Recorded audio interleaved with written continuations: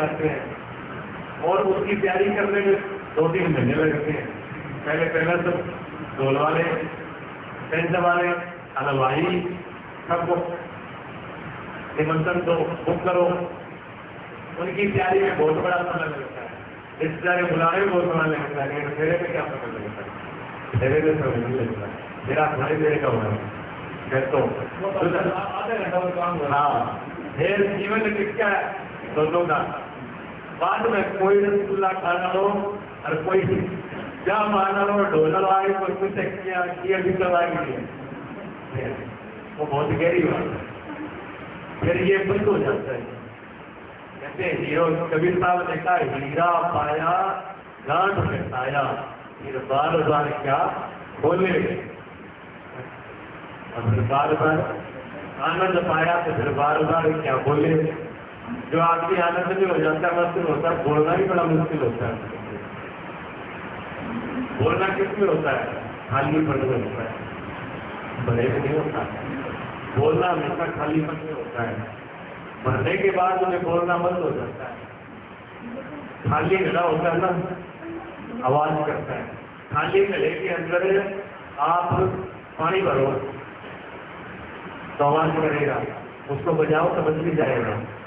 भरे हुए गले को बजा के दिखा दो आप, आवाज नहीं करेगा। ढोल बजता है ना, ढोल इसलिए बजता है कि अंदर से खाली होता है।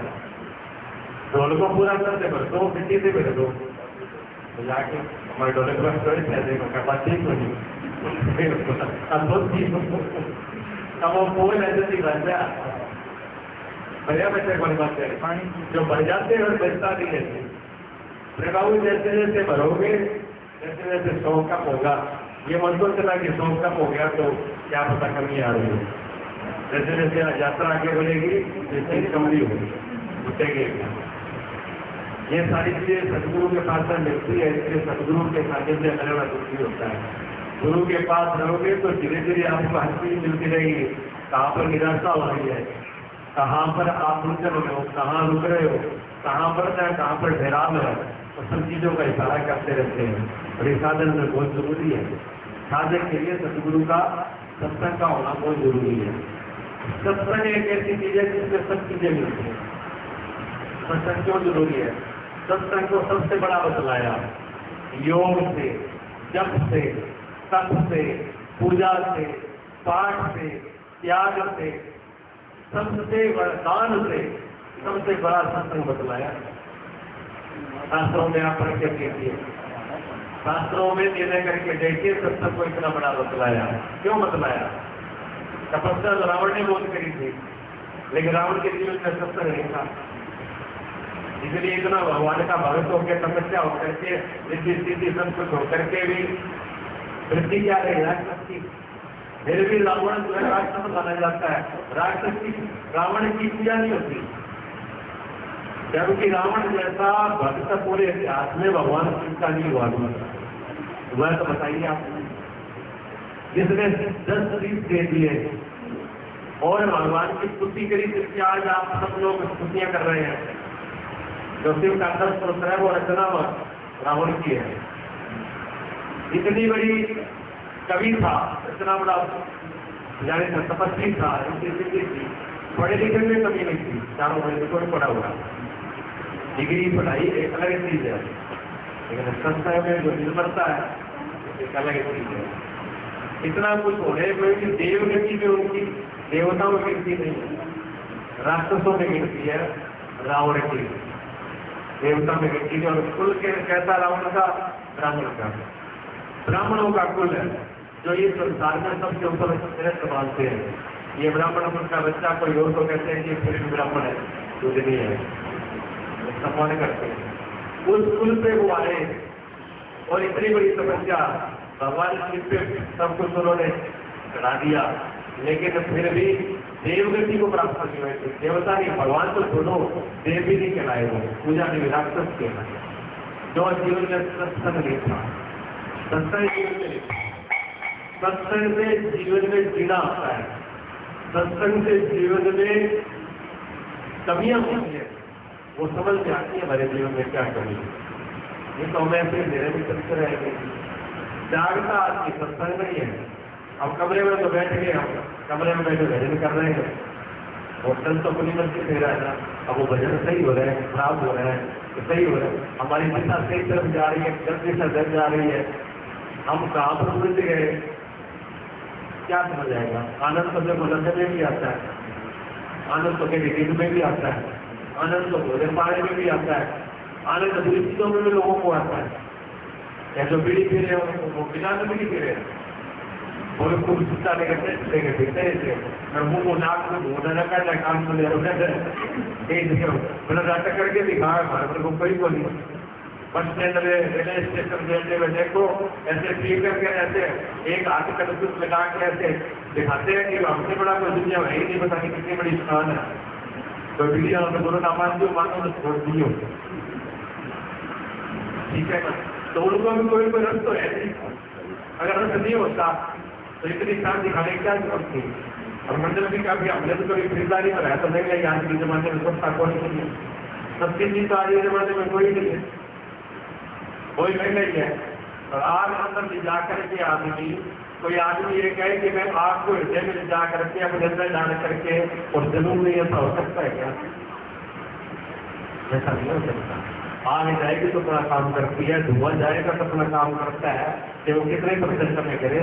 धीरे धीरे जहर दो प्रकार के हैं, एक जहर जैसे ही काम पूरा कर देता है, और जो समझदार लोग होते हैं ना, किसी को जो मारते हैं और पता भी नहीं चले, तो वो इतनी धीमी गति वाला इंजेक्शन दे देते हैं कि आदमी की 8-10 साल में मृत्यु होती है। धीरे धीरे जहर असर करता है। ऐसे हुआ है, बहुत कुछ हो रहा है, वैज्ञानिक लोग उस बात को जानते हैं, डॉक्टर लोग जानते हैं। ऐसा इंजेक्शन लगा दिया, हमें पता ही नहीं, हमको बाद में मालूम पड़ रहा है कि हमको जहर का इंजेक्शन दे दिया, उंगलियां पर शरीर हमारा खराब हो गया। ऐसे हुए संत हुए, ऐसे संत हुए वास्तव में, जिनको दे दिया गया। 10 साल बाद उनको पता चला कि इनके शरीर में जब डॉक्टरों ने चेक किया, ये आपको जहर दे दिया था किसी ने, उनको पता ही नहीं, ऐसे भी जहर है। तो ये जो है ना नशे, ये नशे धीमे गति वाले जहर है, उन पर लिखा भी रहता है कुड़िया पर, ये सेहत के लिए खतरनाक है, ये हानिकारक है, ये जहर है। लेकिन आदमी इतना समझदार है कि पढ़ता है पहले, फिर कुड़िया खोलता है, फिर फाका मारता है, फिर वो दिखाता है कि आज जहर है तो क्या मैं क्या कम हूँ, जहर को हजम जल्दी भी कर सकते, हम भी कर सकते हैं। वो शंकर भगवान ही कर सकते, आदमी की पावर नहीं है, ताकत नहीं है जहर को हजम करें। हम अपने जीवन को नष्ट करते हैं, थोड़ा थोड़ा करके नष्ट करते हैं, थोड़ा थोड़ा करके नष्ट करते हैं। इसलिए समझने से, इसमें गाने बजाने से रुचि हो सकती है, अलग बात है, लेकिन सदगुरु के संग से कभी रुचि नहीं होगी, ये बात ध्यान रखना। संतों के और सदगुरु के संग से कभी रुचि नहीं होगी कि आप एक शब्द बोले नहीं, ये सदगुरु एक शब्द आगे को सुनाए नहीं। लेकिन जिनका संबंध सदगुरु और संतों से जुड़ चुका है, हकीकत में संबंध जुड़ गया, वो उनके पास बैठेंगे, आएंगे, जाएंगे, फिर सुने से ना सुने। ये चीजें जीवन में जिन्होंने यात्रा के थोड़ी थोड़ी चली है, वो इस बात को समझ जाएंगे। कोई बोलना जरूरी नहीं है, कोई सुनना जरूरी नहीं है, लेकिन गुरु के पास में होना बहुत जरूरी है, सदगुरु के सानिध्य में होना बहुत जरूरी है। सूर्य निकलता है, फिर निकलता है, क्या सूर्य कोई काम करता है? बताइए आप, सूर्य को काम करते हुए देखा आपने किसी ने? बताओ। सुबह 4 बजे सूर्य किसी पशु को, किसी पक्षी को, किसी जीव को, किसी मानव को, किसी दानव को, किसी देवता को उठाते हैं कि मैं आ गया हूं, आप कर जाओ। 4 बजे एक इंसान को छोड़ के, आदमी समझदार है, इसको छोड़ के 4 बजे एक आदमी को छोड़ करके बाकी पूरी प्रकृति जगनी शुरू हो जाती है। जब घंटा भगवान होती है, महसूस किया मैंने किया है, मूर्तियों में बंद हो, दीवारों में बंद हो तो सुनाई नहीं देता, कभी खुले में सो के देख लेता। 4 बजे तक हो जाते हैं, हमें कभी अलार्म लगाने की जरूरत नहीं पड़ती। मैं आप सब सोचता हूँ, पेड़ पौधे चारों तरफ से मैं सोचता हूँ। 3:30 बजे कोयल बोलती है नियम से, 3:30 बजे तक सबसे पहले कोयल बोलती है। हमें मान चलाने की जरूरत नहीं, विमानों पर जाता है कि 3:30 घंटे ठीक है। जैसे उसको अब उसको कोयल को किसने जगाया, उसको किसने बताया ये कि 3:30 बज गए, और सूर्यों की पहली किरण आ चुकी है धरती पर, किसने बताया बताओ? सूर्य ने भी किसी ने जगाया नहीं, पकड़ा नहीं, अलार्म नहीं, आवाज नहीं लगाई, लेकिन कोयल बोली। और 4 बजे पूरे पक्षी जो है गीत गाना शुरू कर देते हैं, स्टार्ट शुरू हो जाती है पक्षियों की। उनको किसने जगाया, किसने खबर दी? लेकिन देखो वर्तन की खबर है, सूर्यों की खबर सबको आ चुकी है। छोटा बच्चा एक माता बैठी है, जो छोटा बच्चा गोद में होता है दूध पीने वाला, जो भी सस्ता है, 4 बजे उठ करके जगा लेता है तो दूध पीता है, होता है कि नहीं होता? बताइए, 4 बजे बच्चे को दूध पिलाना पड़ता है कि नहीं? लेकिन जब वो बड़े हो जाते हैं, किसी को 4 बजे दूध दिए, किसी को बताओ दूध की तो छोटो 4 बजे का 8 बजे तक 7-4 घंटे सरकार हमारी बैटरी इतनी डोल होती है, रिचार्ज नहीं होती बैटरी, धक्का मारते हैं जल्दी स्टार्ट हो जाए, फिर कुछ समय तक चाह बड़ी पी लो के मूल बूंद बैठी सीधा वो खोला आ गया, अपने थोड़ा मुंह के लगा देते। ये इंसान में कमी है जो सत्संग से दूर होती है।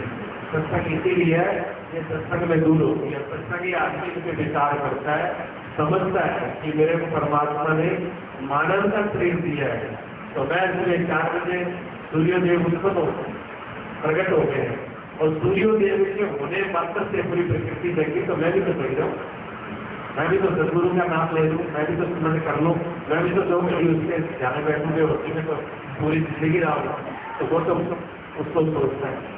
तो सूर्यों के होने मात्र से पूरी प्रकृति का काम होना शुरू हो जाता है। समझना, इस बात को गौर से समझना। सूर्यों के उदय होते ही सूर्य कुछ भी नहीं कर रहा है, ना अच्छा कह रहा है ना बुरा कह रहा है। आप क्या पाठ करो, चाहे सुबह उठ करके आप किसी को गाली गलौज करो, चाहे राम का नाम लो, चाहे कोई खेत का काम करो, चाहे दुकान का काम करो, सूर्य कोई बात नहीं डालता। सूर्य सिर्फ प्रकट होता है, और प्रकट होते ही आपका कार्य शुरू हो जाते हैं, तो करते हैं। इसी तरह सदगुरु के पास और संत के पास, सदगुरु और संत कुछ भी न बोले, एक शब्द न बोले, लेकिन आपके जीवन में फूल खिलना शुरू हो जाता है, आपके जीवन में क्रिया शुरू हो जाती है, आपके जीवन में चेतना शुरू हो जाती है, आपकी बेहोशी टूटने लगेगी और होश आना शुरू हो जाएगा। आपने भजन गया हम तो जागले गा रहे जनानी तो सो लिया, अब तो जागले। अच्छा जागना तो क्या आप जागने दे रहे हैं? अभी तो जाग रहे हैं, लेकिन ये जागना नहीं है महापुरुषों का। ये जागना होता तो महापुरुष बोलते ही, ये तो हम समझ ही रहे हैं, लेकिन ये जागना नहीं है। ये जागना कितना ही जाग रहा है, मैं खा लो पी लो बस कितना ले और खा के फिर सो जाओ, ये तो बेहोशी है। जागना किससे है? जागना इससे है जो अज्ञान की नींद में सो रहा है। अज्ञान क्या है? अज्ञान क्या है? अविद्या। अविद्या अज्ञान। अज्ञान का मतलब है कि मैं कौन हूँ, मैं कौन हूँ, पहला प्रश्न है, मैं कौन हूँ और मेरा क्या है? मैं कौन हूँ और मेरा क्या है? जिसको मेरा समझा है मैंने, जिस संसार को मैंने समझा है मेरा, क्या वो मेरा है? जिस बेटे को मैंने मेरा समझा, क्या वास्तव में वो बेटा मेरा है? जिस पति पत्नी को मैंने समझा मेरा, क्या वास्तव में वो मेरे हैं? क्या जिस रिश्तेदार को मैंने मेरा समझा कि वास्तव में है? क्या संबंधियों को जो मैंने मेरा समझा वो संबंध मेरे हैं? जिन्हें मिट्टी के मकानों को मेरा समझा है कि मिट्टी के मकान मेरे हैं? उनकी तो छोड़ो, ये शरीर को पाल पोस के हमेशा इसमें लगा देते हैं, पूरी ताकत है खाने में, पिलाने में, नहलाने में, पाउडर क्रीम में, तेल में, सब कुछ इसका करते हैं, बढ़िया से बढ़िया खिलाते हैं। क्या ये मेरा साथ करता है? ये दे रहा है। कभी के शुरू हो जाते हैं, मोटा दुख है, आँख सामने रहे, कान सुनते रहे, बैठा जाता नहीं है, तो क्या बोल रहा है? ये कहता है मैं आपका नहीं हूँ। ये एक ही बात कह रहे हैं, मोटा मोटा जो भी है शरीर है, ये शरीर एक बात तो कह रहा है कि मैं आपका हूँ नहीं। जो बीमारी आती है ना, वो बीमारी क्या बताती है आपको? बीमारी भगवान के घर की आती है। मेरी बात को ध्यान से सुनना, ठीक है? जो भी बीमारी बनाई है किसने बनाई है बताओ? जब सब कुछ परमात्मा ने बनाया तो बीमारी को बनाने वाला दूसरा था। जब सब कुछ परमात्मा ने बनाया तो दुख बनाने वाला कोई तीसरा है नहीं है। जब एक ही करता है सबका, एक ईश्वरीय शक्ति के अलावा दूसरी शक्ति नहीं है, तो फिर उसने क्यों बनाया भाई? क्या वो जीवों को दुखी करना चाहता था? आप विचार करिए कि क्या कोई माँ बाप अपनी संतान को दुखी करना चाहती है? बताइए, कोई माँ बाप चाहेगा? कोई बाप कोई माँ चाहती है भी मेरे बेटे को मैं दुख दूं? नहीं चाहता। अगर माँ और बाप अगर बेटे को मारते भी है और किसको मारते हैं? अपने को ही मारते हैं, दूसरे को नहीं मारते। ये भी ध्यान है। आपका बच्चा खेल रहा है बाहर, छोटे छोटे बच्चे हैं, 10-20 बच्चे खेल रहे हैं और खेल रहे हैं, गेट के वक्त बारी खेल रहे हैं करके, और आपका मन हो रहा है क्या कि चलो बच्चे खेल रहे हैं तो टोपी दे दो। तो आप जब टोपी दोगे तो सिर्फ अपने एक ही बच्चे को दोगे, सबको दोगे? आपका मन होगा कि सबको टोपी दिखाएं। बच्चों में के प्रेम से आप सबको प्रसाद दे दोगे, सबको टोपी दे दोगे। अगर सबको प्रसाद बचेगा तो कोई नहीं बचेगा, सबको दे दिया जाएगा। माँ बाप भी बच्चे किसी को पड़ोस में तो भी सबको देते हैं। अगर उसमें खेलते खेलते उन बच्चों में लड़ाई हो गई, तू में हो गई, लड़ाई हो गई, तो आप जब डांटोगे, जब मारोगे, तो किसको मारोगे? पड़ोसी वालों को नहीं मारोगे, अपने वाले का दम बनाना है। डांट अपने वालों को होगी, थप्पड़ भी अपने वालों को पड़ेगा। क्यों? दूसरे को मारते ना अपने वालों को, लेकिन शुरुआत अपने वाले से लगती है। तो उसके साथ संबंध है। जब भी दुख आता है, जब भी पीड़ा आती है परमात्मा की तरफ से, तो उसके अपने को ही आती है, दूसरों को नहीं आती। वो भी दूसरों को नहीं देखता है, वो भी अपने वालों को ही देखता है। क्यों देखता है? कोई राज है उसके अंदर, कोई राज है। वो हमें कुछ दिखाना चाह रहा है, हमें कुछ बताना चाह रहा है, हमें कुछ देना चाह रहा है, लेकिन हम तो तैयार ही नहीं है।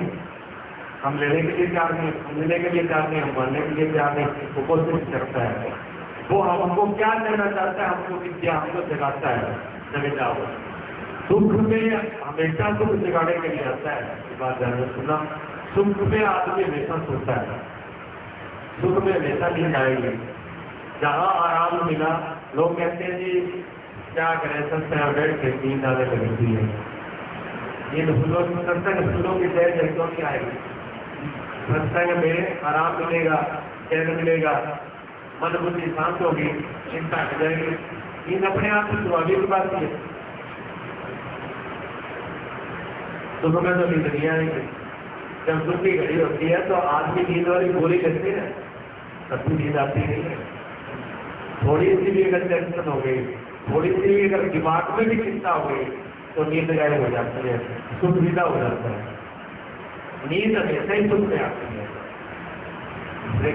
कभी साहब दुख में सुमरण सब करे, सुख में करे न कोई, और सुख में सुमरण करे तो दुख काय को होए। कभी साहब ने जैसी तो नहीं कहा, सही तो कहा कि अगर दुख में आदमी सुख में सुमरण करता तो मेरी रिजल्ट होती है, लेकिन आदमी तो दुख में ही नहीं करता। दुख की तो छोड़ो बात है। कबीर के जमाने में लोग अच्छे हो गए जो दुख में सुमरण कर रहे थे, अब तो दुख में भी नहीं करने वाले हैं। अब वो समय है कि अगर दुख भी आ जाए तो आदमी भगवान का नाम मिलेगा, डॉक्टर के पास जाएगा, क्या कोई और उपाय खोजेगा? क्या बस रुकेगी तो परमात्मा ने दो चार गाल देगा, जितने भी देकर रखा है तुमको सारे अभी चले थे। वो परमात्मा का नहीं है, परमात्मा सिखा रहा है, परमात्मा इशारा कर रहा है। देखो शरीर किसी का भी स्वस्थ नहीं है, किसी का भी शरीर स्वस्थ नहीं है। जो आज के वैज्ञानिक हैं जिन्होंने विज्ञान का बहुत बड़ा आविष्कार कर लिया, वो क्या कहते हैं? वो कहते हैं हमें इस बात का आश्चर्य है, इस बात का कि मनुष्य जी कैसे रहे, ये शरीर जिंदा कैसे है। क्यों? एक शरीर के अंदर कहते हैं 7,000 लोग तो अलग नहीं कहते हैं। ये वैज्ञानिक लोगों की भाषा है। वैज्ञानिक लोग ये बात कहते हैं कि 7,000 लोग हर शरीर के अंदर मौजूद है। फिर ये क्रिस्टल के अंदर हम आश्चर्य कर रहे हैं। आदमी क्या कहता है? जब शुगर हो जाती तो कहते हैं क्या आप शुगर हो गई? तो क्या शुगर पहले नहीं थी? शुगर तो पहले नहीं है, मन के अंदर है। ऐसा कौन सा जीव है जिसमें शुगर नहीं है? आदमी कहता है जी मेरे को बुखार हो गया, बुखार का मतलब ताप जब 98 डिग्री से ऊपर चला जाता है तो बुखार बना जाता है। तो क्या ताप आर्थिक अंदर नहीं है, टेम्परेचर नहीं है, सभी केवल टेम्परेचर है, टीवी सबके अंदर है ये। लेकिन संतुलन में बिगड़ जाता है, ऊपर नीचे हो जाता है तो उसको बीमारी काम नहीं करता। दो पैर के ऊपर चलते हैं ना, दोनों पैरों का अगर संतुलन सही है तो हम सही चल रहे हैं। अगर संतुलन बिगड़ गया तो गिर सकते हैं, चोट आ सकती है, हाथ पैर उड़ा सकते हैं, मोटरसाइकिल चलाते हैं दो पहियों पर, संतुलन भी तो है। अगर मोटरसाइकिल का संतुलन बिगड़ा तो आगे गिरेगा तो चोट आएगी। ये सब चीज का संतुलन है। संतुलन थोड़ा बहुत आगे पीछे हो जाता है तो गड़बड़ हो जाती है। परमात्मा सब कुछ दिखाता है जीवन के अंदर। जब भी रोग आता है तो परमात्मा एक बात निश्चित कर देता है कि ये शरीर को देखने भी, ये शरीर मैंने आपको दिया है, ये शरीर आपको मैंने बंदगी के लिए, परमात्मा का करने के लिए, परोपकार करने के लिए, धर्म कर्म करने के लिए, पुरुषार्थ करने के लिए, सदगुरु की संग में जाने के लिए दिया। और तुमने इसको खाने पीने और सोने में इसका उपयोग किया, ये हमेशा साथ नहीं रहेगा। बीमारी आकर के एक बार हमको दिखाती है, जब बीमारी आती है तब तो थोड़े दिन थोड़ा सा लगता है कि हम भगवान का स्मरण करें, असहाय हो जाते हैं। और जब बीमारी चली जाती है तो भूल जाते हैं। जब दुख बेहतर रूप में आता है तब कहते हैं हे परमात्मा, हे मालिक, तेरे सिवा मेरा जीवन में कोई नहीं है। और जब वो दुख की घड़ी निकल जाती है तो हम भूलते देर नहीं लगाते। हमारी आदत बहुत कम है, शाम वाला सुबह शाम तक भूल जाते हैं हम लोग। हमारी आदत कितनी कम है। एक चीज की बात नहीं है, करोड़ों चीजों की बात है। किसी महापुरुष को छोड़ के कोई महापुरुष ऐसे हैं जिनको एक बार जीवन में चोट लग गई, एक बार उन्होंने थप्पड़ खाया, पूरी जिंदगी नहीं भूले कि मेरे को किसी ने थप्पड़ मारा था। और यहाँ रोज 2 थप्पड़ खा ले तो भी भूल नहीं लेंगे, असर ही नहीं होता।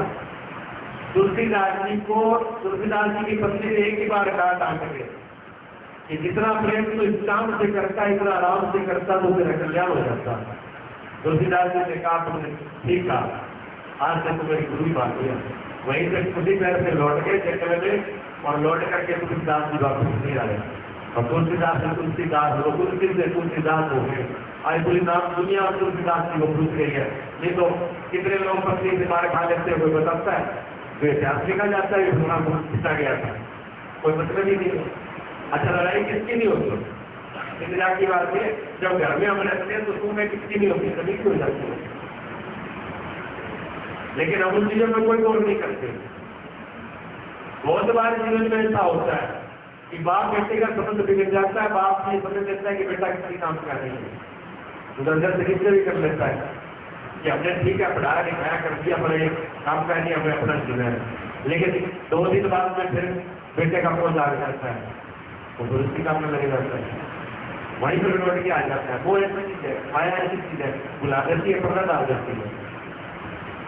आपने भगवान की लीला में सुना है कि भगवान जब छोटी लीला कर रहे थे तो उस समय में भगवान ने माटी खा ली, मिट्टी को ग्रहण कर लिया। जब मिट्टी को ग्रहण किया तो माता ने कहा कि आपने मिट्टी खाई है, तो नहीं हमने नहीं खाई। मुंह खोल के भी कहा, अब खाई तो है, लेकिन मुंह खोला तो अंदर पूरा ब्रह्मांड दिखा दिया, पूरी लीला दिखा दी अंदर। सोना हो या कौशल्या हो, दोनों ने देखा ही कथाओं में आता है। माताओं ने देखा कि जिसको हमने बालक समझ रखा था वो बालक नहीं है, तो इसके मुंह में पूरा ब्रह्मांड पूरा विराट रूप दिखा रहा है। जब इतना बड़ा ये रूप दिखा रहा है तो ये तो परमात्मा है, हम इसको बेटा समझ रहे हैं। जैसे ही उनके दिमाग में ये बात आई, भगवान ने वो बंद किया। अब भगवान समझ गए कि ये तो मेरे गुणगान सुनती है। थोड़ी सी योग माया लगाई, माता फिर भूल गई। 1 मिनट में पहले देखता था, 1 मिनट बाद में भूल गई। वो हालत हमारी आपकी की है। हमें कोई तो कोई झटका लग जाता है संसार में, हम होश में आ जाते हैं, होश में आ जाते हैं। क्या सदगुरु के पास बैठे, संतों के पास बैठे, जब सदगुरु के पास बैठे तो हमको लगता है कि बात बिल्कुल सही है, जो सदगुरु कह रहे हैं बात बिल्कुल सही है, संसार में कोई अपना है नहीं, सब जाने वाला है। लेकिन वहां से हटे बात खत्म हुई, आसन चलकाने के साथ जैसे सब कुछ चलक गया, ऐसे हो जाता है। क्योंकि उसको जीवन में उतारते नहीं, उसके जीवन को प्रैक्टिकल करते ही नहीं, उसको समझते ही नहीं। और जीवन में प्रैक्टिकल तभी होता है, जीवन में कुशलता तभी है जब हम जीवन से सीखते हैं। जीवन से जब हम सीखते हैं तभी ये बातें हमारे जीवन में आती हैं। हम जीवन से सीखते नहीं है, हम भूलते रहेंगे। हमारी आदत ऐसी है कि हम भूल जाते हैं, थोड़ी थोड़ी चीजों में भूलते हैं।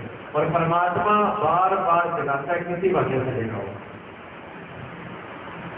सत्संग के मैंने अपने जीवन में बहुत प्रकार के अर्थों को सुना, समझा और खुद भी अनुभव किया। सत्संग दो ही शब्दों का जो है 4 अक्षर है, इतना ही ऐसा होता है जिसको लेकर के हम लोग चलते भी हैं, बोलते भी हैं।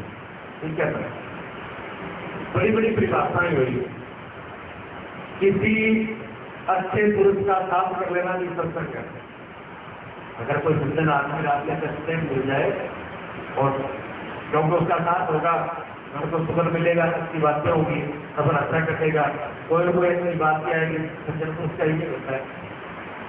अगर तालाब के पास बैठो, नदी के पास बैठो, पानी ना पियो तो भी सफलता आती है। और आग के पास बैठो, आग से काम बना लो तो भी आंच आता है। ये स्वाभाविक ही है। तो सज्जन व्यक्ति के पास बैठने पर भी सज्जनता आती है।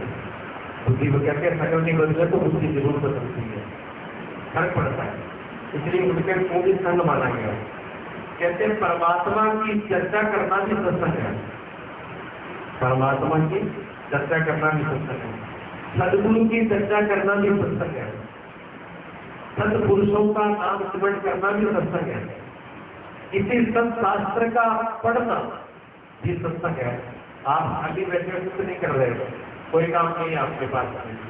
किसी महापुरुष की पुस्तक पढ़ी हुई, लिखी हुई, आपने वो पुस्तक उठाई और उठा करके पढ़ोगे तो क्या मिलेगा? महापुरुष के सत्विचार। तो आपका सत्संग महापुरुषों के साथ में होना शुरू हो गया। किसी सत्शास्त्र के विचारों को पढ़ना, वो शास्त्र का वो भी सत्संग है। ठीक है। और किसी महान पुरुष का साथ मिल जाए तो वो सत्संग है, और सदगुरु का सत्संग है ही है। उसके अलावा भी कुछ बचता है, फिर भी सत्संग पूरा नहीं होता। सत्संग एक सीमित नहीं होता। एक परिभाषा जो मुझे अपने जीवन में अच्छी लगी, आपसे मैं बता रहा हूँ, मुझे अपने जीवन में सबसे अच्छी एक परिभाषा लगी इसकी। हालांकि वो पूर्ण वो भी नहीं है, वो भी अधूरी है, लेकिन वो पूर्णता की तरफ जाने के लिए सबसे सुंदर परिभाषा लगी मुझे। किसी भी आघात से, किसी भी आघात कहते चोट को, किसी भी आघात से सत्य की तरफ मुड़ जाना ये सत्संग है। ये परिभाषा मुझे सबसे सुंदर लगती है मेरे जीवन में। कोई भी चोट लग जाए, कोई भी आघात लग जाए, कोई भी ऐसा जीवन के अंदर घटना घट जाए जिससे आदमी सत्य की तरफ मुड़ जाए, वो सत्संग है। सत्य की तरफ मुड़ जाए ये पूर्णता नहीं है। पूर्णता जब है जब सत्य के साथ ही एक हो जाता है, उस दिन सत्संग होता है। सत्य के साथ एक हो जाना सत्संग है। लेकिन उसकी तरफ जाना भी तो बड़ी बात है। तुलसीदास जी को उनकी पत्नी ने बोल दिया, तो रो रो प्रहलाद छोटे थे ना, 5-5 वर्ष के थे। जब छोटे छोटे थे, 5-5 वर्ष के थे, रो प्रहलाद उनको किसने बोला? ध्रुव जी को मोदी जी ने एक थप्पड़ मारा था कि तुम इन पिता के गोद में बैठने के लायक है। इस पिता के अगर गोद में बैठना होता तो मेरी कोख से जरूर देता। इतनी बात में एक थप्पड़ मारा था और रोता हुआ ध्रुव जो है 5 वर्ष की उम्र में माँ के पास जाता है। अच्छा, माँ कितनी अच्छी थी, जिनका नाम ही सुनीति था। सुनीति नाम इसलिए बड़ा था, देखो, जिसकी इतनी बढ़िया नीति, जिसकी इतनी बढ़िया बुद्धि, जिसकी सोच इतनी बढ़िया हो, नाम ही सुनीति था। अगर ऐसी लड़की होती आज वाली तो उसकी क्या औकात है, तो मेरे बेटे को मारा, पहले उसी को देख लड़की होता है। लेकिन सुनीति लड़ने के लिए नहीं आई, सुनीति अपने बहन से लड़ने के लिए नहीं आई, तो सुनीति उससे लड़ने के लिए नहीं आई, ना उसको बुरा बना था। अपने ही बेटे को समझाया कि बेटा सही तो कहा, गलत नहीं कहा, तेरे इतने अच्छे कर्म नहीं है कि वो भी किसी गोद में बैठ सके, तो वो मेरे कर्म कैसे होंगे माँ?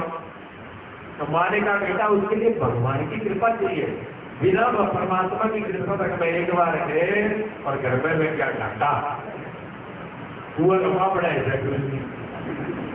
एक बूढ़ी आई थी, टिकट बता रहे, एक बूढ़ी आई कहने लगी महाराज जी कहा, मैंने क्या मैं तो गुरु बनाया, और फिर वो गुरु बन क्या के ज्यादातर ये बोला कि गुरु बन क्या बना, गुरु तो अमर होते अमर क्या जाएगा, लेकिन मुझे सोच रहे थे तो बोलेंगे कहते गुरु तो मेरा जिंदा है, तो फिर ये समस्या है क्या गुरु जी देखकर के मैं गुरु जी बनाया नहीं, बीच दिन मेरे को थोड़ी हो गए एक्सीडेंट है, मैं क्या गुरु जी के समागे आ गए बीच दिन तो एक्सीडेंट हो गया, बीच दिन आपको खड़े हो गए ऐसा गुरु जी को भेजे करा। अब बताओ गुरु जी गुरु जी इसलिए आदमी की सोच तो ये भी सिर्फ तेरे कर्मों का फल है, तेरा विधान है, जो उसको चल रहा है, आंख पीट के दूर चल रहा है, मार तो ने अपनी गलती दिखाई है, गुरु जी का उसको क्या दोष है? या तो गुरु जी तेरा हाथ पकड़ के चलते और फिर तो गिर जाता तो गुरु जी ने गिरा दिया, गुरु जी तेरे पास समय नहीं है, ना मेरे मात्र से सब काम हो गए।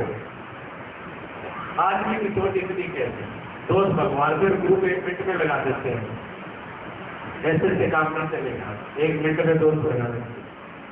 गए रात मिले गुरु जी को गुरु मिले नारद जी और भगवान के देख लो, भगवान प्रसन्न हुए गुरु जी पर। जब भगवान प्रसन्न हुए तो भगवान ने कहा बेटा मांग क्या चाहिए? जब भगवान के दर्शन किए, अब जिसके सामने स्वयं परमात्मा खड़ा हो उसकी कोई इच्छा नहीं रहेगी। गुरु ने आज को दिए कि आप मेरी कोई इच्छा ही नहीं रही, क्या मांगू? आपके दर्शन करने के बाद मेरी सारी इच्छाएं पूर्ण हो गई, मैं तृप्त हो गया, बस आपके अलावा मुझे कुछ नहीं चाहिए। भगवान ने कहा चलो कोई बात नहीं, संतुष्ट हो गया, पर मेरा आना व्यर्थ नहीं होता, मैं बिना देर बगैर जा नहीं सकता, मैं आता हूँ तो देख ही रहता हूँ। लेकिन तो घर से जब चला था ना, तो तुम्हारी और तुम्हारी माँ की ये इच्छा थी कि तुम्हें राजगद्दी मिले, तुझे पद मिले, तो जा, मैं तेरे को वो पद देता हूँ जो आज तक किसी को नहीं मिलेगा। ये राजा वाले पद तो 4 दिन किया है, चले जाएंगे, लेकिन मैं ध्रुव पद तुझे वो देता हूँ, आज भी ध्रुव तारा देख लो, सारी दुनिया आज भी ध्रुव तारे की दर्शन करती है। भगवान ने ऐसा पद दे दिया कि अमर ही रहेगा। देने वाला वो मालिक का कुछ भी दे सकता है, लेकिन हम तो बिजली मांगते हैं, तो किससे मांगते हैं? भिखारियों के मामले। नेताजी तो आपके पास आते हैं जी, थोड़ा ध्यान रहे क्यों लड़की में मारते तो नरकारी बटन दबा दियो, वे आज छोड़ के 20 साल मांग कहते हैं, और बाद में सेवा का जाओ महाराज की भले देते हो। अब पहला 20 साल मांग के फर्क क्या जोड़ी तरह का बताओ, अब मांगने जाएगा कि ढकून तो मांग लो। एक शरीर से अच्छे फकीर थे, तो एक दिन गाँव वालों ने पूछते हैं इतनी उनकी नहीं थी, यहाँ पे कभी लोग आए था तो खैर बहुत प्रगति होगी उस जमाने में। कहाँ जब वो वहाँ से पाकिस्तान से लाहौर से चलते थे, मतलब पैदल आते थे, इतनी पैदल की यात्रा थी नहीं, गाड़ी को डबी थी, वो जमाना था। तो रास्ते में ऐसे मिलना हो गया तो उन्होंने कहा कि आप तो बहुत हीरो, हमारे गाँव में एक स्कूल नहीं है, तो दूर से मैं अकबर पढ़ा था कि आप तो गुरु मानते हो, आप उनके गुरु हो, हमारी तो सूर्यकांत नहीं बादशाह, आप बादशाह को बोल दो कि एक गाँव में स्कूल को बुला दो, बच्चे पढ़ लिख ले। फकीर ने कहा चलो वैसे तो मेरी आदत नहीं है मांगने की, कभी मांगा ही नहीं है, तो मुझे जरूरत की बड़ी पेड़ मांगने की।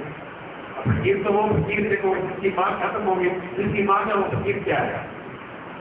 फिक्र करने वाला फकीर नहीं होता, फिक्र का भी लोग साका करते वो फकीर है, साका नाम फकीर। उन्होंने कहा वैसे तो मेरे जीवन में कोई है ही नहीं, कुछ मांगो भीख मांगने का कोई सवाल ही नहीं है, पर आप लोगों के लिए, आपके बच्चों को भविष्य के लिए बोल देता हूँ, तो कोई बात नहीं। राज दरबार के जब चल दिए, सुबह का टाइम था, उधर नमाज का टाइम था। अब नमाज का टाइम था तो फकीर ने कहा कि चलो राजा नमाज पढ़ रहे तो खड़े हो जाए, वो पीछे खड़े हो गए। अच्छा, राजा को कुछ पता नहीं, बादशाह को कोई पता नहीं है कि पीछे मेरे गुरु बच्चे खड़े हैं। वो अपने इबादत में लगे हुए थे। जैसे इबादत पूरी हुई, पूरी होने के बाद में बादशाह ने भगवान के आगे हाथ जोड़े, हे मालिक, मेरे राज्य को थोड़ा बड़ा कर दे, मेरे को थोड़ी शक्ति दे दे, मेरी थोड़ी सेना बढ़ा दे, मेरे का थोड़ा खजाना बढ़ा दे। फकीर जो है देख करके बड़े मैंने कहा भिखारी के पास आ गया। फकीर वहीं से वापिस छोड़ने लगा। जैसे बाकी से वहीं से वापिस छोड़ने लगे, बादशाह ने घूम करके पीछे देखा, उन्होंने नीचे आगे देखा नहीं, तुरंत परिणाम किया, महाराज क्षमा करें, आपको देख दिखाया मैं, आप निराज होकर के ना जाए। फकीर ने क्या राजी क्या निराज, सब बराबर है, निराज हमें किस बात को है, मैं तो कुछ और सोच के आया था, आगे निकला कुछ और, इसलिए वापिस चला गया, बोलने का फायदा ही नहीं है। उन्हें कहने नहीं, महाराज आप फिर भी मेरे गुरु है, आप मुझे फरमाओ, आदेश करो, आप आए कैसे, मुझे कम से कम ये तो बताओ। कहने लगे, आप झूठ तो मेरे से भी नहीं बोला जाता, बता ही देता हूँ कि मेरे को कुछ भक्तों ने बोल दिया था गांव के, उनकी जरूरत है, तो मैंने कहा बादशाह को बोल दो, तो मैं तो आया था आपसे कुछ कहने के लिए, फूल मांगने के लिए, और राजा खुद ही भिखारी है, वो मांग रहा है उस मालिक से। तो मैंने कहा जब भिखारी कर से मैं भिक्षा मांगूंगा, वो जो मालिक है उसी से ना मांग लूंगा, सिद्धि अगर मांगना ही है तो जिससे बादशाह मांग रहा है उसी से मैं मांग लूंगा, फिर भिखारी से क्या मांगूंगा, एक से ही मांग लो, रट्टा खत्म। जरूर जो है भगवान के सामने खड़े हुए, परमात्मा ने वो राज दे दिया जिसकी कल्पना नहीं। प्रहलाद की उम्र कितनी थी, 34 की उम्र, बड़ा शक्तिशाली पिता था, लेकिन क्या बिगाड़ा। लोग कहते हैं हमें दुश्मन तंग करते हैं, लोग कहते हैं हमें हरी बीमारी तंग करती है, भगवान पे भरोसा नहीं है, भगवान पे भरोसा नहीं है। प्रहलाद जैसा देखिए आप, प्रहलाद जो थे उनके गुरु कौन था पता आपको? प्रहलाद के गुरु कुमारी थी जो हवा लगा के बैठे। प्रहलाद की गुरु कुमारी थी जो हवा लगा के बैठी थी, उसमें बिल्ली के बच्चे आ गए थे। अब बिल्ली के बच्चे दे दिए, उधर आग दे दी, आग आने के बाद में उसको ख्याल में आया कि मैंने तो अपराध कर दिया, इसमें बिल्ली के बच्चे थे घड़े के अंदर और मैंने आग दे दी है, अब क्या करो, हम तो मरेंगे। अब आचोड़ के बैठ गई, हे परमात्मा हे हरि, इसकी रक्षा करना, चलेंगे।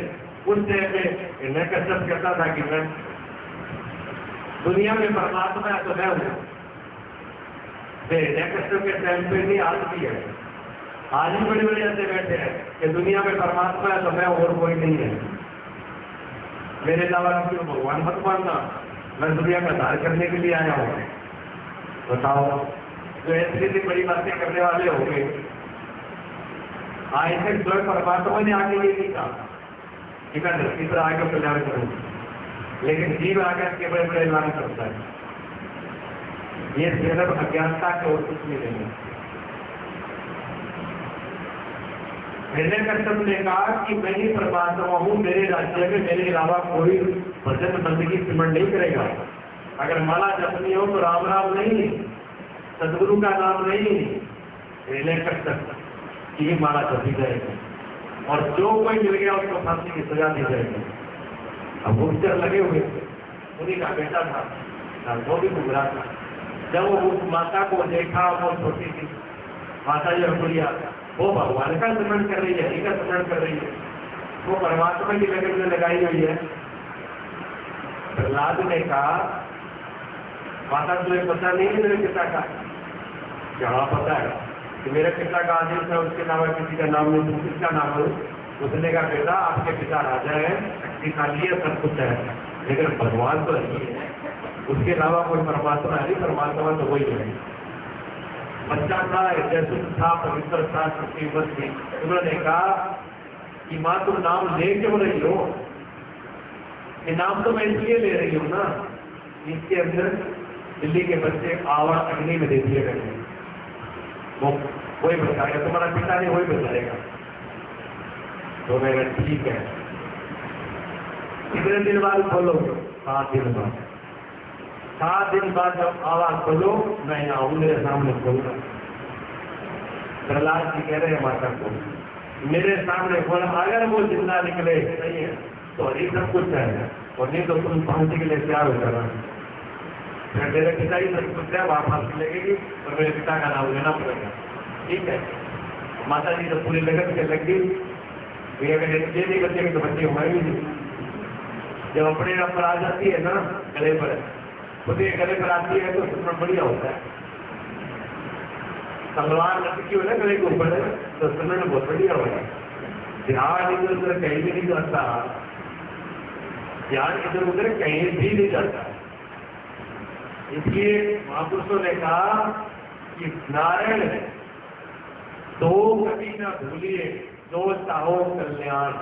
कहते दो चीज कभी मन भूलना अगर आप अपना कल्याण चाहते हो तो क्या, एक मौत और दूसरा नारायण है। एक ही बात है, चाहे मौत को चाहे नारायण में फर्क नहीं है, एक ही बात है। हम लोग मौत को भूल जाते हैं, मृत्यु को भूल जाते हैं। हम समझते हैं कि दुनिया तो मरेगी पर हम नहीं मरेंगे, सारी दुनिया मरेगी पर आपा कौन मरा, अपना ही क्या होगा। सब लोग मरेंगे पर हम नहीं मरेंगे। एक भेड़ काटने वाला था, उसके पास बहुत ही भेड़ें थी, तो भेड़ें वहां पर बैठी हुई थी। तो वो एक भेड़ रोज बात काटता था, बांध के लिए रखी भेड़ें ऐसी बैठी थी। वहां से एक फकीर गुजरा, उस फकीर ने कहा उस भेड़ काटने वाले को कि तुम रोज इनके सामने काटते हो, फिर भी ये भेड़ें भागती नहीं और बांध के भी नहीं रखते, इसका क्या राज है। उन्होंने कहा महाराज अपने एक मंत्र बता रखा है, एक मंत्र इनके कान में दे रखा है, उस मंत्र से ये भेड़ कहीं भागती नहीं है। तो फकीर ने कहा वो मंत्र क्या है जो इनको दे रखा है, कि हमने ये मंत्र दे रखा है भेड़ के कान में, क्या बाकी सारी जनता की मृत्यु कर सकता है। वो मंत्र है हमारी डायरेक्ट कोई और को नहीं है, भेजा आप ही जाना, आपका ये कुछ समझ रखा है हमने कि सारी दुनिया मरेगी पर मैं अमर हूं, मैं घरपरों बनना बहुत सोचता हूं। सारी दुनिया तो सबको छोड़ के जाएगी पर मैं छोड़ के बोलता हूँ, मेरे मैं हमारी अपनी देगा परिवार के साथ में जाएगा, ये हमने मान रखा है अपने आप को। तभी तो लड़ाई झगड़ा है। जिस आदमी को ये पता लग जाए कि कल मुझे जाना है, वो आदमी धर्म कांति में लड़ाई करेगा, वो राग द्वेष करेगा। वो कामने में सासू बहु लड़ाई हुई थी, सासू ने कि भाई बेटा सारों की भारत रखे तो मैं जाऊंगा, और बच्चा भी कल के बाद रखी है लड़ाई तो भी बात की है ना कि बच्चा भी सके से होगी, और वो चाबी तो साथ में जाएगी नहीं, लेकिन बात तो रखिए करते साथ में जाएगी। हम लोगों ने ये सब सोच रखा है कि ये सब हमारे साथ जाने वाले, दूसरों के साथ जो होगा वो हमारे साथ नहीं होगा, ये हमने सोच रखा है। जबकि ये प्रकृति का नियम है कि जो दूसरों के साथ हो रहा है वो हमारे साथ कभी भी हो सकता है। मृत्यु निश्चित है, हरी बीमारी निश्चित है, ये शरीर टूटना निश्चित है, ये कोई भी प्रकृति चीज हमारे साथ नहीं जाएगी, ये निश्चित है, सत्य है। लेकिन सत्य को हम स्वीकार नहीं करते, हम सत्य को स्वीकार करने के लिए तैयार ही नहीं। गुरु जी ने प्रहलाद जी ने कहा कि माँ एक बात ध्यान रखना, हमारे साथ में दिन कभी इसको बोलना, दिन साथ रखिए, 7 बजे मिलना हो मौत को, 4 बजे है ही नहीं, दिन साथ ही रखते हैं। इसके सप्ताह भागवत में भी सप्ताह रखी है, 7 दिनों का काम है। 8वें दिन क्या परीक्षित की मौत हो गई, परीक्षित को क्या श्राप था, 8वें दिन आपको कष्ट ना काटेगा और आपकी मृत्यु हुई। कथा भी 7 दिन की, 7 का आंकड़ा बहुत अच्छा बनाया, जिसने बनाया तो 8 महीने में नहीं, परीक्षित तो 7 दिन में रखी। और हमारा भगवान आका तो नहीं कोई सोचेंगे हमारे में हमेशा मानिए आपका 7 बारों में सबको जिला तो हमको भी देना पड़ेगा भाई, और जाना भी उसी में पड़ेगा, निश्चित है। फिर भी देख करके भी और ना देख पाए इतनी बिड़ना है। तुलसीदास जी ने कहा सन्मुख है, सन्मुख कहते हैं सामने को, यहाँ पावना सामने बैठना, सन्मुख है सूझे नहीं, यूं न कही कहते सामने है और दिखे नहीं, सूझना कहते दिखने को। बागड़ी भाषा बोलते थे तो सुझे करके तो दिखना एक ही बात है, सूझना और दिखना एक ही बात है। कहते सन्मुख है सूझे नहीं, यो नर के ये अंध, तुलसिया संसार में भया मोतिया बिंद। कहते हैं सामने है और फिर भी दिखता नहीं है। तो क्या दोस्त की सुने कि आंखों में मोतिया बिंद हो गया, आंखों में कोई रोड़ा है, चक्कर है, ये ठीक नहीं है, आंखों का इलाज कराना पड़ेगा। हमारे सामने सब कुछ हो रहा है, हमारे सामने बहुत कुछ बन रहा है, बहुत कुछ बिगड़ रहा है, रोज आ रहे हैं, रोज जा रहे हैं, रोज बन रहे हैं, रोज बिगड़ रहे हैं, लेकिन हम देखने के लिए तैयार नहीं है। हम देखना नहीं चाहते, हम पर्दा लगाना चाहते हैं। 7वां दिन आ गया, गुरु जी को भी बार बार वही एक ही लगन थी, आपके प्रहलाद जी को भी एक ही लगन थी कि देखेंगे बच्चे बचेंगे कि नहीं बचेंगे, आज के अंदर बच्चे बचेंगे नहीं बचेंगे। अब छोटे छोटे बच्चे होते हैं ना, छोटे बच्चों को एक शौक होता है कोई नई चीज देखने का। आग लग जाए और उसमें बच्चा जिंदा रहे तो बच्चा तो देखना चाहेगा भी कैसे जिंदा है, आग लग जाए तो बच्चा जलेगा ही, इसमें जिंदा कहता है। अब उनके अंदर भी लगन थी, अब गए उनके सामने आवाज बोलना गया है, सारे गले पक्के हुए थे लेकिन वो गला कच्चा ही था। कच्चा तो था, कांच की नहीं लगा था, बच्चे ऐसे ऐसे थे। उसी दिन निश्चय कर लिया प्रहलाद जी ने कि वास्तव में हरि है, हरि है, परमात्मा है।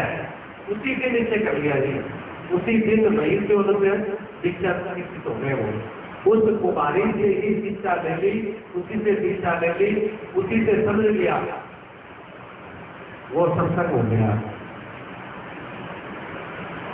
प्रहलाद जी का सत्संग वही हो गया, उनको देख कर करके, और वो सत्य के रास्ते पे चल पड़े। एक सत्य तो हरि ही है और कुछ नहीं है, और उसमें लग गए। वो देखो ऐसी घटना क्या हमारे जीवन में नहीं होती, बहुत कुछ होती है।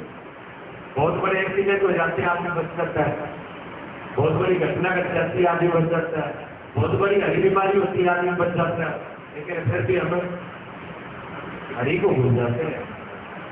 औरों को तो याद रख लेंगे लेकिन परमात्मा को भूल जाएंगे, ये हमारी कमी है। तो जो भी घटना घटती है उस घटना से अगर हम सीख ले और सीख करके अगर परमात्मा की तरफ चल पड़े तो सत्संग शुरू हो गया। उसी दिन सत्संग आप मानना कि उसी दिन सत्संग शुरू हुआ है। और थोड़ा एक भजन बोल ले जो आज लग रहा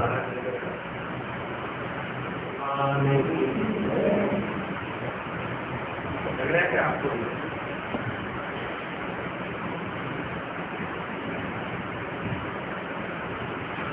लो देख ले सच्चा प्रेम गुरुआ नाले पाके देख ले, संता दी संगत आके देख ले, सच्चा प्रेम गुरुआ नाले पाके देख ले, सच्चा प्रेम गुरुआ नाले पाके देख ले।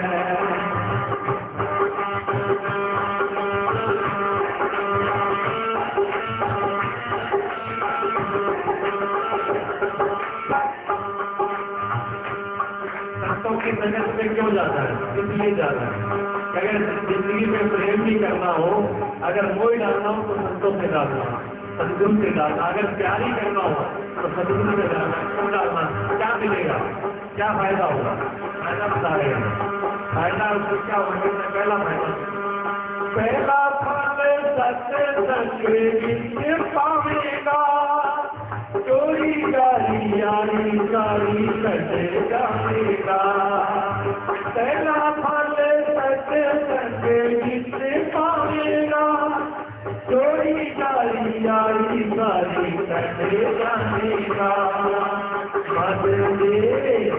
मन दे बचे मना के देख ले, मना के देख ले, सच्चा प्रेम गुरुआना के पाके देख ले, सच्चा प्रेम गुरुआना के पाके देख ले, संता संगत विचे आके देख ले, आके देख ले, सच्चा प्रेम गुरुआना के पाके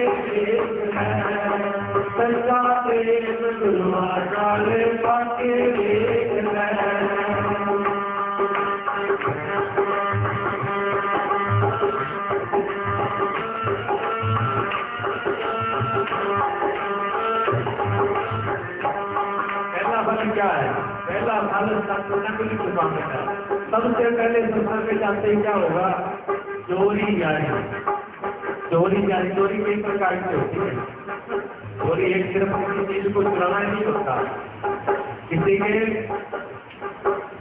विचारों को, किसी के भावनाओं को, किसी के वस्तुओं को, किसी के रास्ते के अंदर बिगड़ पैदा करना है। चोरी के कई कारण होते हैं, ठीक है ना? किसी की भावनाओं को आहत करना, ये भी उसके अंदर आता है। तो चोरी आई। और साधारण रूप में क्या होगा? अगर अच्छी जगह पर बैठेगा, सदगुरुओं के पास बैठेगा, संतों में बैठेगा, तो ऐसी संगत में नहीं बैठेगा जहां पर नशा है, जहां पर वैसनों की तरफ, गीते की तरफ, बुराइयों की तरफ, जारी की तरफ लेके जाए, वहां से आदमी बच जाएगा, सहज रूप से बच जाएगा। कुछ करना नहीं पड़ेगा, अपने आप बच जाएगा, बिना ही प्रयास से बच जाएगा अगर संतों का साथ कर दिया। और दूसरे में क्या कहते हैं? दूसरे में कहते हैं अच्छा मन दे तेरे में, ये मन है ना, तेरा कहते हैं बच्चे को। एक तो भैंस का होता है, भैंस के बच्चे को क्या बोलते हैं? पाटा। पाटिया बोलते हो ना, खा पी के पाटिया ज्यादा ऊपर कूदे नहीं बच सकता, दूध पिया और सोया। लेकिन बच्चा आपने देखा है ना, घर में लोगों को देखा है, बच्चा दूध पीते ही नाचेगा पूरे छोड़ दो नहीं आएगा, उछलता कूदता। ये मन बच्चे की तरह ये जो है बिना बिना सदगुरु के संग वगैरह ये बात बच्चे को रात डालना बड़ी मुश्किल है। ये बच्चा काबू में आएगा नहीं, ये संतों के लग से ही आएगा। ये लोग क्या बता रहे हैं? दूजा फल तेनों ज्ञानी सारे ज्ञानी तेरे बोले आके दूजा फल तेनों ज्ञानी सारे ज्ञानी तेरे बोले आके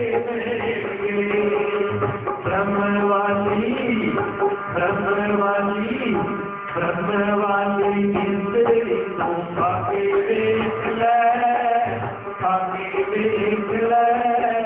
सच्चा प्रेम सुरमाना ले पाके देख ले संता की संगत से आके देख ले सच्चा प्रेम सुरमाना ले पाके देख ले सच्चा प्रेम सुरमाना ले पाके देख ले।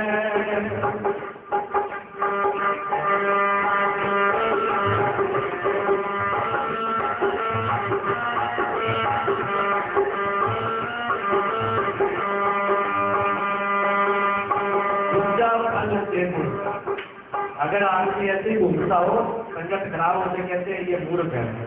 आप अपने भाषा में बोलते हो, संगत देख के आप बैठते हो। अगर जो बच्चा गलत संगत में बैठता है, गलत जगह पर बैठता है, उसको दूसरे लोग क्या कहते हैं? ये मूर्ख है, ये बच्चा अच्छा नहीं है।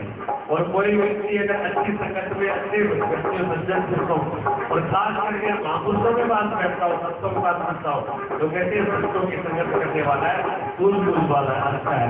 इतनी उपाधि किसी को मिल जाती है। और उसके पास अच्छे अच्छे व्यक्ति भी आके बैठते हैं जो अपने आप को ज्ञानी समझते हैं, वो उसका साथ करते हैं। और ब्रह्मवादी मिश्री, ब्रह्म कहते हैं परमात्मा को, परमात्मा मिश्री कहते हैं मिठास को। अगर भगवान का परमात्मा का रस, परमात्मा का मिठास, परमात्मा का अमृत अगर रखना हो, अगर संतों की संगत के अलावा दूसरा कोई रास्ता नहीं है। एक ही रास्ता है सदगुरु का संग, जो उस मिश्री को सिखा सकते हैं। और क्या कहते हैं? तीजा फल ते दूर विकास के गुरुआ वाला संत तेरे गोलो लेंगे। तीजा फल ते दूर विकास के गुरुआ वाला संत तेरे गोलो लेंगे। तुम्बे वाली कार बजा के देख ले, बजा के देख ले सच्चा प्रेम गुरुमाना ले पाके देख ले सच्चा प्रेम गुरुमाना ले पाके देख ले संता की संगत नीचे आके देख ले, सच्चा प्रेम गुरुआं नाल पाके देख ले, सच्चा प्रेम गुरुआं नाल पाके देख ले।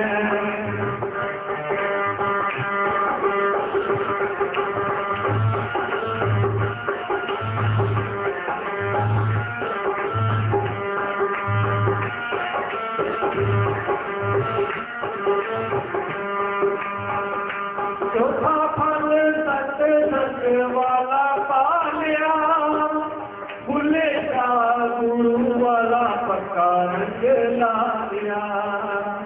चौथा फल सत्संग वाला पालिया, भूले का गुरु वाला पक्का रंग ला लिया। ज्ञान दी बाटे बिछे बैठे देख ले, देख ले, सच्चा प्रेम गुरुआं नाल पाके देख ले, सच्चा प्रेम गुरुआं नाल पाके देख ले। संता की संगत के विच आके देख ले, पाके देख ले, सच्चा प्रेम गुरुआं नाल पाके देख ले, सच्चा प्रेम गुरुआं नाल पाके देख ले। बोले सतगुरुदेव भगवान। संतों का संग राष्ट्र में क्या फल है? हम जिस रंग में रंगे हुए किस रंग में रंगे हैं? हम संसार के रंग में रंगे हैं, हम माया के रंग में रंगे हुए।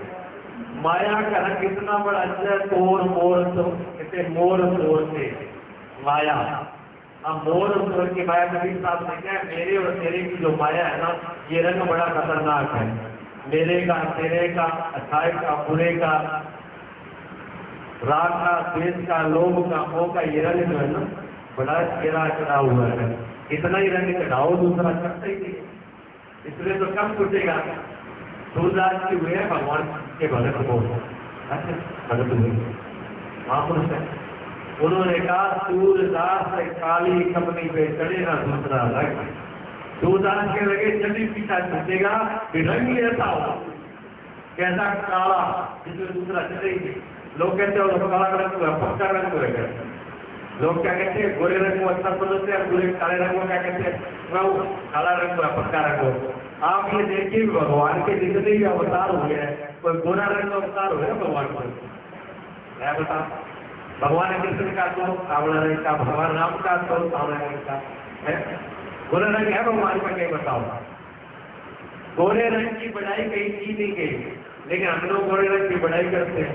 क्यों? गोरे रंग पर थोड़े से भी दाल नहीं जाता है। ये सफेद रंग कहता है कि थोड़ा सा सीधा किया और ये काला हुआ। रंग तो काला है, जिससे चढ़ी ना। तो भगवान ने कहा, सूरदास जी ने कहा, रंग कैसा होना चाहिए? मेरे सांवरे जैसा, मेरे प्रभु जैसा, मेरे प्यारे जैसा होना चाहिए। एक बार जो कहते हैं फिर उतरे ही नहीं। एक पहला चौथा फल सत्संग वाला पा लिया। सत्संग वाले फल कब हो गया? सत्संग आपका सफल कब है? फल आपने कब पा लिया? जब गुरुओं वाला पक्का रंग चढ़ा लिया। जब गुरु वाला पक्का रंग कर दे, दूसरे का रंग चढ़े नहीं।